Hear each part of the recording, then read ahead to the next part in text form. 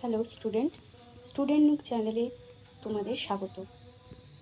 আজকের ভিডিওতে আমরা সপ্তম শ্রেণীর ইতিহাসের পঞ্চম অধ্যায় মুঘল সাম্রাজ্য থেকে অনুশীলনী অর্থাৎ ভেবে দেখো খুঁজে দেখো 1 নম্বরের প্রশ্নগুলোর উত্তর দেখো।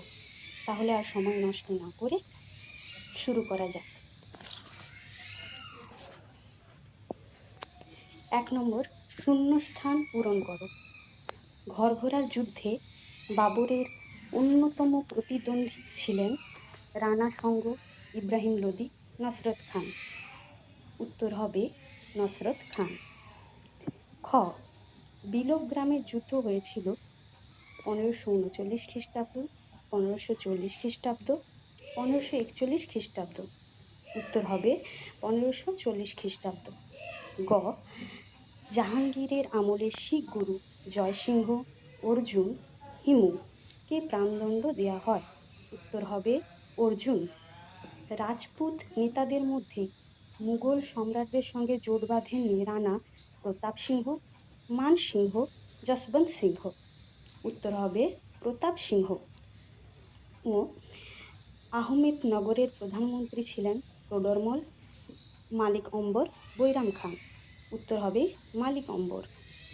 2 দাগ, নিম্নলিখিত বিবৃতিগুলির সঙ্গে তার নিচের কোন ব্যাখ্যাটি তোমার সবচেয়ে মানানসই বলে মনে হয়? ক, বিবৃতি, মুঘলরা তৈমুরের বংশধর হিসেবে গর্ব করত। ব্যাখ্যা 1, তৈমুর ভারতে মুঘল শাসন প্রতিষ্ঠা করেছিলেন। ব্যাখ্যা 2, তৈমুর একসময় উত্তর ভারত আক্রমণ করে দিল্লি দখল করেছিলেন। ব্যাখ্যা 3, তৈমুর ছিলেন একজন সফাবি শাসক। উত্তর হবে ব্যাখ্যা 2, তৈমুর একসময় উত্তর ভারত আক্রমণ করে দিল্লি দখল করেছিলেন। বিবৃতি খ, হুমায়ুনকে একসময় ভারত ছেড়ে চলে যেতে হয়েছিল। ব্যাখ্যা 1, তিনি নিজের ভাইদের কাছে যুদ্ধে পরাজিত হয়েছিলেন। ব্যাখ্যা 2, তিনি শের খানের কাছে যুদ্ধে পরাজিত হয়েছিলেন।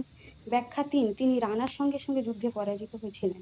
উত্তর হবে ব্যাখ্যা 2, তিনি শের খানের কাছে যুদ্ধে পরাজিত হয়েছিলেন। গ, বিবৃতি, মহেশ দাসের নাম হয়েছিল বীরবল। ব্যাখ্যা 1, তার গায়ে খুব জোর ছিল। ব্যাখ্যা 2, তিনি খুব বুদ্ধিমান ছিলেন। ব্যাখ্যা 3, তিনি মুঘলদের বিরুদ্ধে বীরত্ব দেখিয়েছিলেন। উত্তর হবে ব্যাখ্যা 2, তিনি খুব বুদ্ধিমান ছিলেন। ঘ, বিবৃতি, ঔরঙ্গজেবের আমলে বাংলায় সামুদ্রিক বাণিজ্যের উন্নতি হয়। ব্যাখ্যা 1, তিনি পর্তুগিজ জলদস্যুদের হারিয়েছিলেন। ব্যাখ্যা 2, তিনি শিবাজিকে পরাজিত করেছিলেন। ব্যাখ্যা 3, তিনি বাংলায় বাণিজ্যের উপর কর ছাড় দিয়েছিলেন। উত্তর হবে ব্যাখ্যা 1, তিনি পর্তুগিজ জলদস্যুদের হারিয়েছিলেন।